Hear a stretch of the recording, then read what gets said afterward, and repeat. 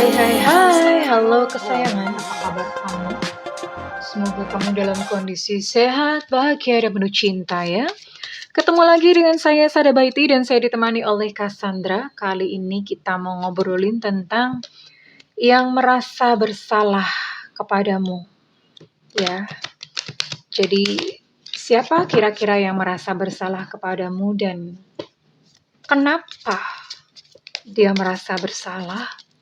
Dan apa sebenarnya yang dia rasakan saat ini kepada kamu? Oke, ini sifatnya adalah general reading, artinya belum tentu resonate dengan semua kamu ya. So please be wise and be smart sayangku. And makasih banget buat kamu yang udah like, subscribe, dan komen. Bunda mau doa khusus buat kamu ya. Oke, tarik nafas. Aku mengambil energi semesta, aku mengambil energi matahari, aku mengambil energi bulan. Buat kamu yang sudah memberikan energi positif untuk channel ini, yang saat ini sedang terluka karena cinta. Biarlah cahaya ilahi saat ini menerobos masuk ke dalam relung-relung hatimu yang paling dalam. Membasuh setiap luka, menyembuhkan setiap ruang di dalam hatimu, sehingga engkau mampu untuk memaafkan, sehingga engkau mampu untuk bangkit kembali dan menjadi pusaran cinta yang menarik pribadi-pribadi baik dalam kehidupanmu. Diterima ya. Dan yang belum subscribe ditungguin, karena dengan subscribe kita akan lebih mudah untuk terkoneksi. Oke.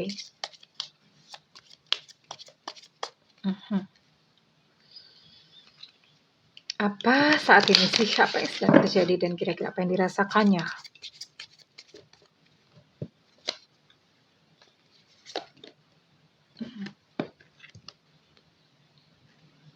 Oke.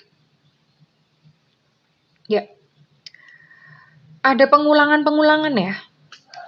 Ada pengulangan-pengulangan di sini. Ada satu peristiwa pengulangan-pengulangan yang terjadi di dalam kehidupannya yang membuat dia merasa bahwa ini karma terhadap kamu gitu ya. Maksudnya karena peristiwa ini membuat dia teringat kepada kamu. Jadi dia entah mengalami apa dan peristiwa-peristiwa itu membuat dia ingat, oh ini jangan-jangan karena aku pernah melakukan sesuatu kepada si dia gitu. Itu yang dipikirkannya ya. Dan itu peristiwa yang terulang. Dan dia membutuhkan seseorang saat ini. Sebetulnya bukan membutuhkan seseorang ya. Dia sedang membutuhkan bimbingan, sedang membutuhkan nasihat ya. Atas peristiwa yang saat ini dialami. Dia membutuhkan seseorang, dia seperti kayak kehilangan, bingung gitu ya, kayak linglung, bingung, aku harus gimana ya, panik sendiri gitu, aku harus gimana sih, aku harus ngapain sih.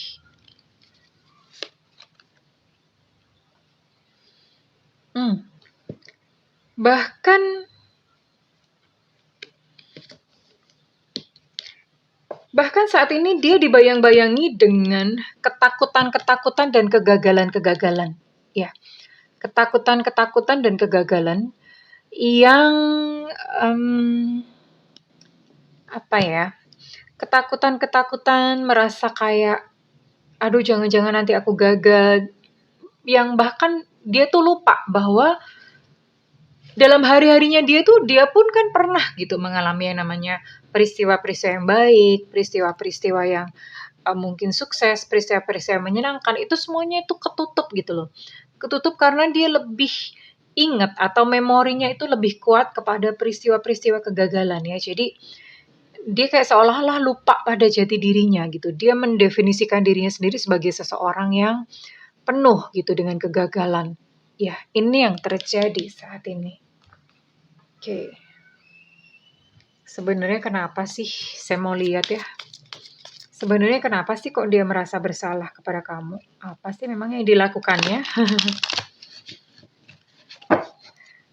Di dalam semesta ini ya sayang. Makanya bunda tuh sering ngomong kalau misalnya kayak ada klien yang curhat, disakitin, apa segala macam. Serahkan kepada semesta. Percayalah bahwa semesta itu adil, seadil-adilnya. Tidak pernah ada satu peristiwa sedikit atau sekecil apapun yang luput. dari yang namanya hukum sebab akibat ya. Mungkin kalau buat kamu rasanya, tapi kok dia happy-happy aja Bunda? Itu bungkus. Ya, percayalah bahwa semesta itu benar-benar memperhitungkan sekecil-kecilnya. Tidak ada yang pernah luput. Oke. Semesta ini punya sistem yang sangat-sangat sempurna.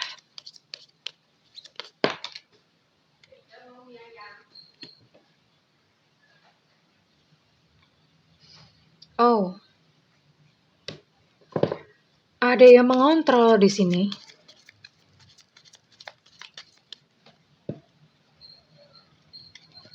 Ada yang mengontrol. Oke. Pasti yang sebenarnya. Oke, I see. Ini adalah sebuah karmic relationship. Engagement ring. Oke. Jelas. Oke. Oh, ada energi. Ini twin flame sekaligus karmic. Ya. Jadi koneksi kamu dan dia itu twin flame sekaligus karmic. Ya, memang ini sih. Biasanya twin flame itu deket-deket sama soulmate ya. Biasanya. Kenapa ada twin flame yang karmic? Berarti begini. Memang kamu sama dia twin flame. Tapi twin flame itu kan sebetulnya banyak banget ujiannya ya. Banyak banget ujiannya, banyak ininya. Dan kebetulan saat ini kamu dan dia itu pada fase atau dalam situasi yang karmik. Ya, dalam situasi yang karmik dan tentu saja di dalam kehidupan sekarang atau dalam masa kehidupan sekarang. Twin flame yang sekaligus ada karmiknya ya, ada energi-energi karmik ini. Itu tidak akan bersatu dalam kehidupan ini. Entah nanti mungkin dalam kehidupan selanjutnya ya, ada perjalanannya lagi. Tapi dalam kehidupan saat ini memang tidak untuk bersatu karena ada karmiknya ya. Artinya PR-nya masih banyak. Dan ini di sini saya bisa melihat bahwa salah satu itu memegang kontrol, artinya mengendalikan. Mungkin salah satu itu lebih kayak semacam otoriter gitu ya. Bahasanya otoriter ya. Apa ya? Controlling banget lah. Dia yang lebih banyak ngamuk, lebih banyak marah, lebih banyak nyuruh-nyuruh, lebih banyak meminta, lebih banyak menuntut, ya. Jadi ada satu sosok ini entah kamu entah dianya, ya. Dan oke lah dia gitu bisa mungkin supaya gampang gitu. Ini bisa vice versa ya, bisa kamunya bisa dianya. Tapi supaya gampang dia gitu. And then kamu mencoba untuk kamu keluar ya. You trying to move on. Kamu mencoba untuk berjalan untuk aku tuh pengen lepas. Aku pengen keluar gitu ya. Pengen keluar dan susah payah buat kamu untuk kamu bisa keluar dari hubungan seperti ini. Dan di sini ada engagement ring, ada cincin yang mengartikan bahwa sebetulnya hubungan kalian itu sudah sangat serius, ya. Sudah sangat serius, bahkan sudah menjurus ke pernikahan, ya udah serius atau bahkan mungkin bahkan sudah menikah gitu ya. Tapi ini adalah hubungan yang sebetulnya udah sangat serius ya. That's why kenapa ini sangat menyakitkan buat kamu ya, bahkan buat dia juga gitu. Sekalipun mungkin dia banyak lebih menyakiti, mungkin dia lebih banyak kayak, eee, apa ya, lebih banyak kayak orang itu kayak misalnya pegang pisau tuh dia lebih banyak nyabet-nyabet gitu ya. Tapi itu pun dia juga sakit, ya. Hanya saja saat ini posisi dia adalah sebagai pelaku dan kamu adalah korban. Iya, oke, that's why. Ya, that's why. Ini adalah sesuatu hubungan yang menyakitkan buat kamu. Oke, saya akan lihat untuk apa yang menjadi isi hatinya sih?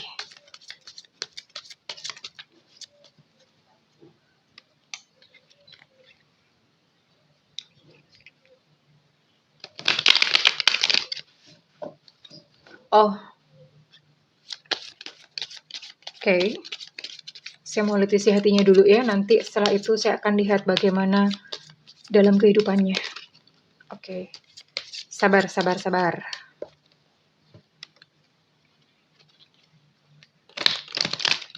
Ini kartu bikinan Bunda sendiri ya. Didedikasikan untuk kalian. Sayang-sayangku.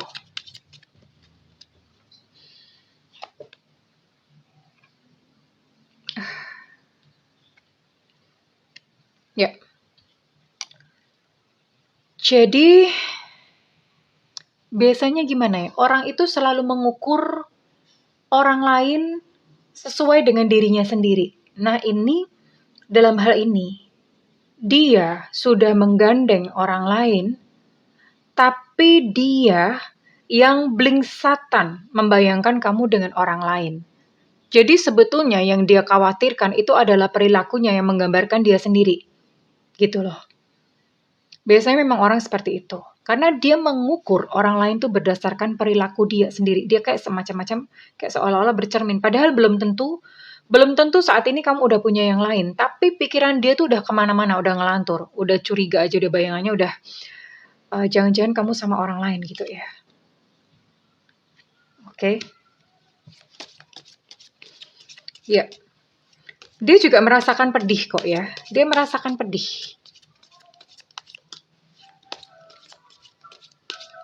Dia merasa pedih tapi mencoba untuk menguatkan diri. Dirinya sendiri dia merasa pedih.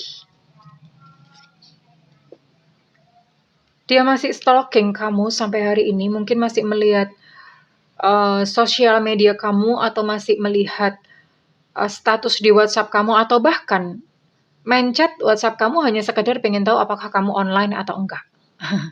Ya. Separah itu, ya. Separah itu dirinya.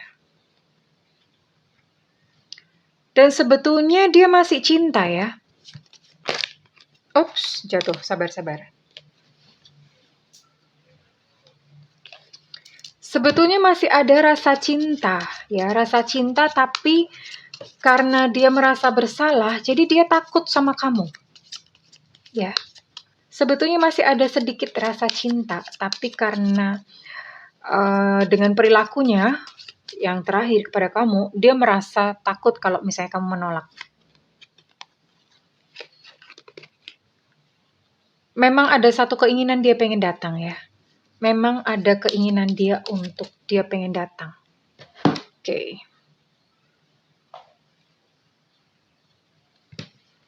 Apalagi? Oke, bentar ya.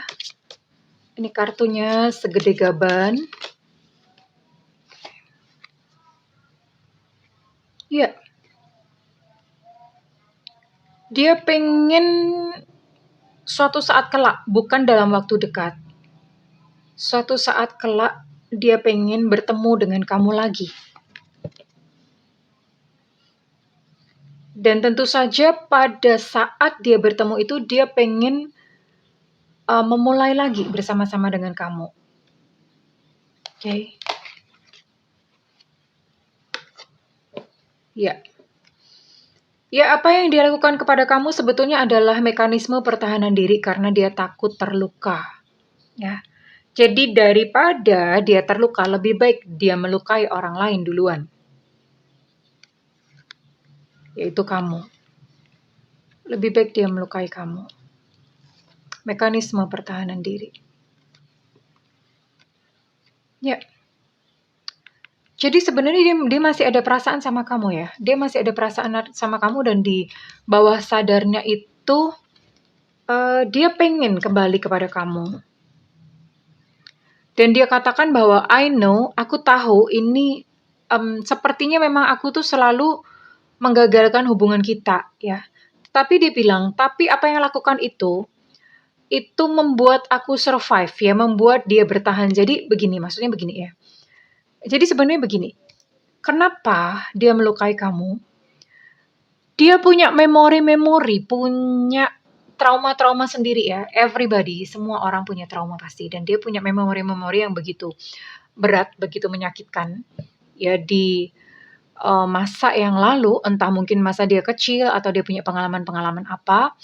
Dan itu sangat menyakitkan dia. Oke? Dan karena sangat menyakitkan dia, akhirnya dia tumbuh dewasa menjadi seseorang yang seperti saat ini, ya, yang melukai kamu. Jadi orang yang terluka itu akan melukai orang lain. Itulah yang sebenarnya terjadi. Dan kenapa dia melukai kamu? Itu karena ada semacam kayak self protect atau upaya untuk melindungi diri sendiri ya, kayak survival gitu ya. Seperti yang tadi Bunda katakan bahwa sebelum aku disakiti, aku akan menyakiti duluan. Ya. Jadi dengan tantrum-tantrumnya dia, dengan egonya dia yang menyakiti orang lain, dia even tidak peduli karena yang penting adalah dia tidak sakit itu. Ya. Okay, now I'm gonna see. Sebenarnya ya, kemana rasa bersalahnya itu membawa dia.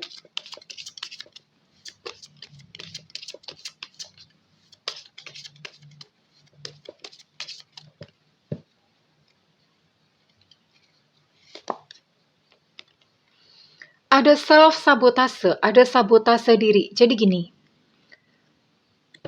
yang sering tidak disadari adalah rasa bersalah itu membawa orang kepada energi yang menghukum dirinya sendiri. Ya, karena dia tahu bahwa dia bersalah, ya, dia tahu bahwa dia melakukan sesuatu yang keliru, dan kemudian ada rasa bersalah.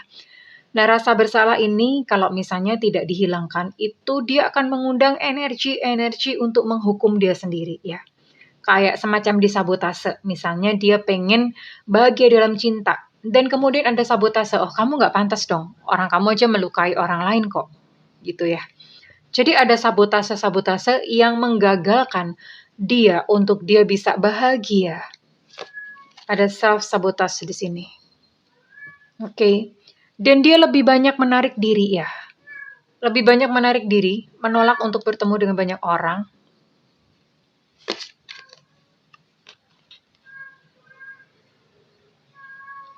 Dia tidak bebas untuk berkreasi. Pikirannya buntu. Ini adalah efeknya di dalam pekerjaan ya, karena terlalu gelisah. Terlalu gelisah, terlalu dikejar oleh rasa bersalah. Sejahat itu rasa bersalah itu menghukum orang ya. Yes, definitely dia membutuhkan penyembuhan. Dia butuh untuk healing ya. Dia butuh untuk healing sayang. Ya, dia butuh healing dan langkah pertama sebetulnya yang perlu dia lakukan adalah datang kepada kamu dan meminta maaf.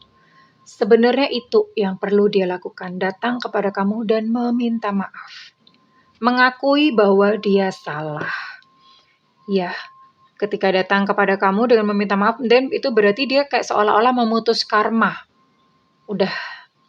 Aku udah menyelesaikan tugas dan tanggung jawabku. Ya, jadi dia kayak memutus karma. Oke. Kita akan lihat ini kamu yang dealing dengan siapa. Oh ya, ke depan ya. Saya mulai dulu kalian ke depan. Bagaimana kamu dan dia ke depannya?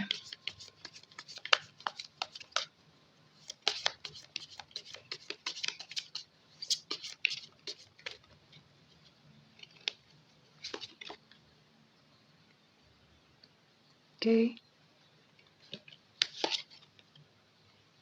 Oke.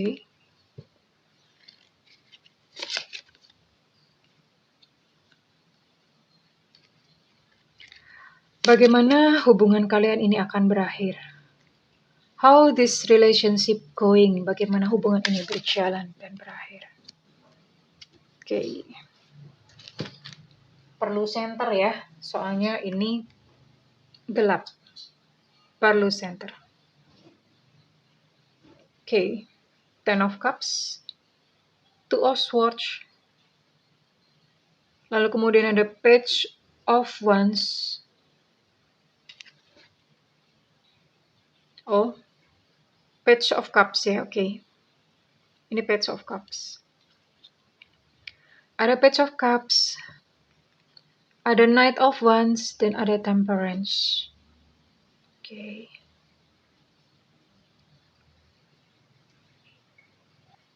Oke.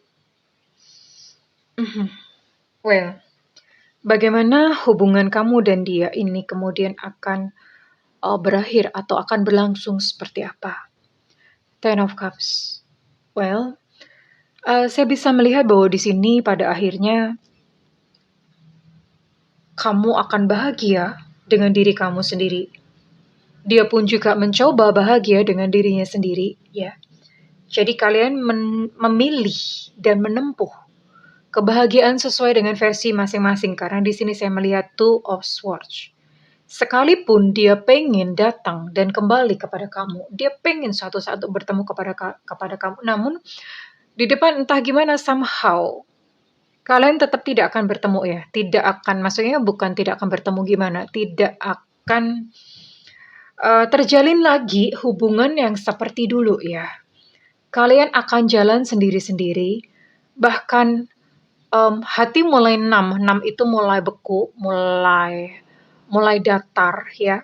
Sehingga kamu dan dia udah mulai jarang frekuensi untuk bicara, bahkan mungkin udah mulai blokir-blokiran atau bahkan mungkin udah putus koneksi sama sekali ya. Dan memang masih ada luka ya, Page of Cups. Masih ada luka di dalam hati kamu dan masih ada luka di dalam hatinya dia, but ya itulah kehidupan. Ya, namanya orang pernah jatuh, ada scar. Scar itu bekas luka, ada baretan-baretan, kemudian baretannya itu membekas. Yaitu menandakan bahwa kamu pernah mengalami itu dan this is life. Inilah kehidupan dengan segala peristiwa dan rupa-rupanya, ya. Dan itu menjadi penanda. Memang mungkin bagi kamu atau bagi dia, kalian mesti berkutat gitu untuk menyembuhkan trauma-trauma, menyembuhkan sakit hati, ya it's okay, nggak apa-apa. Sambil proses, semua proses dinikmatin ya. Dan dengan susah payah, kamu akan berusaha untuk melanjutkan perjalanan di depan. I'm trying to move on. Ya, dengan susah payah, dengan segala kekuatan yang tersisa. Seperti seorang pejuang yang baru pulang dari perang, and then dengan sisa-sisa tenaga kamu mencoba untuk pulang. Pulang ke diri kamu sendiri ya. And then masing-masing mencoba hidup di dalam kerukunan ya. Dan saya lihat pada ujungnya, kamu mampu untuk memaafkan dia. Kamu mampu untuk mengampuni dia. Begitupun dia ya. Dia lebih kepada untuk mampu mengampuni dirinya sendiri ya. Lebih bisa mampu kepada memaafkan diri sendiri. Dan ketika itu terjadi, itu rasanya so peaceful, relax, dan merasa begitu damai. Ya, sorry, kesenggol. Merasa begitu damai, merasa ya so peaceful gitulah. Karena apa? Karena beban yang berat ya. Membawa kebencian, membawa kemarahan itu bebannya tuh berat banget loh itu ya. Emosi tuh berat banget. Dan ketika kamu bisa untuk melepaskan semuanya itu, dan itu rasanya kayak kamu udah lega. Begitu pula dia ya, ketika dia bisa memaafkan dirinya sendiri, dia merasa lega. Ya. So, ini adalah ending hubungan kalian berdua dan kita akan lihat ini kamu dealing dengan siapa.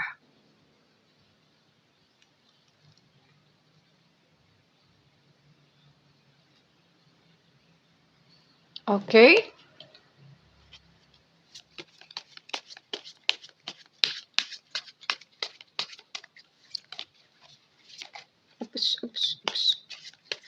It's emosi banget sih Bunda ngocoknya. Oke. Ini buat kamu yang reading dengan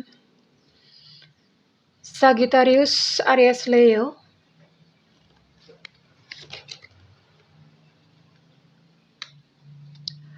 Lalu ada Taurus, Virgo, Capricorn.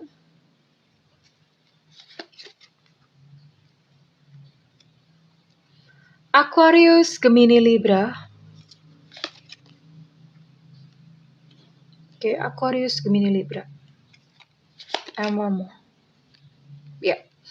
Jadi ada 9 zodiak itu ya, saya ulangin. Ini buat kamu yang dealing dengan Sagittarius, Aries, Leo. Lalu ada Virgo, Capricorn, Taurus. Lalu kemudian ada Gemini, Aquarius, dan Libra. Jadi ini buat kamu yang dealing dengan 9 zodiak tersebut. Dan Bunda akan tarik untuk inisialnya.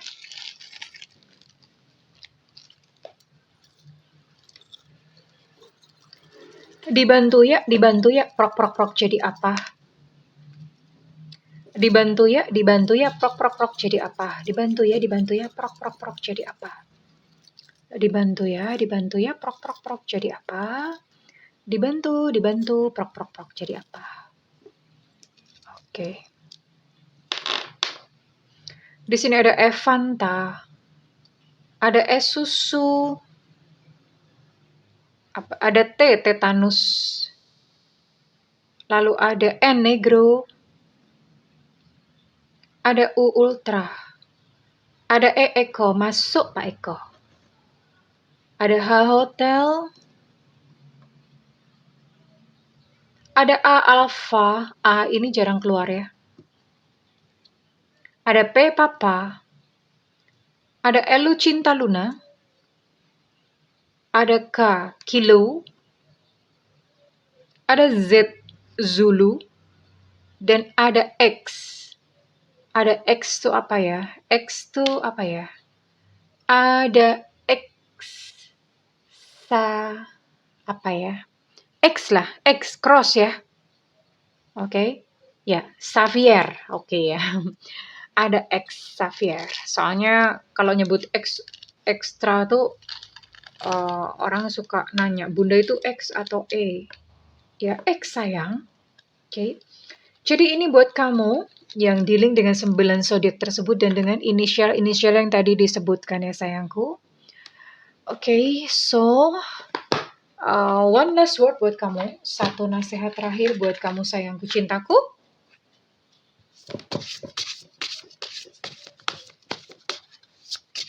Ini sama-sama ya, sama aja. Kartunya juga segede mendoan Purwokerto.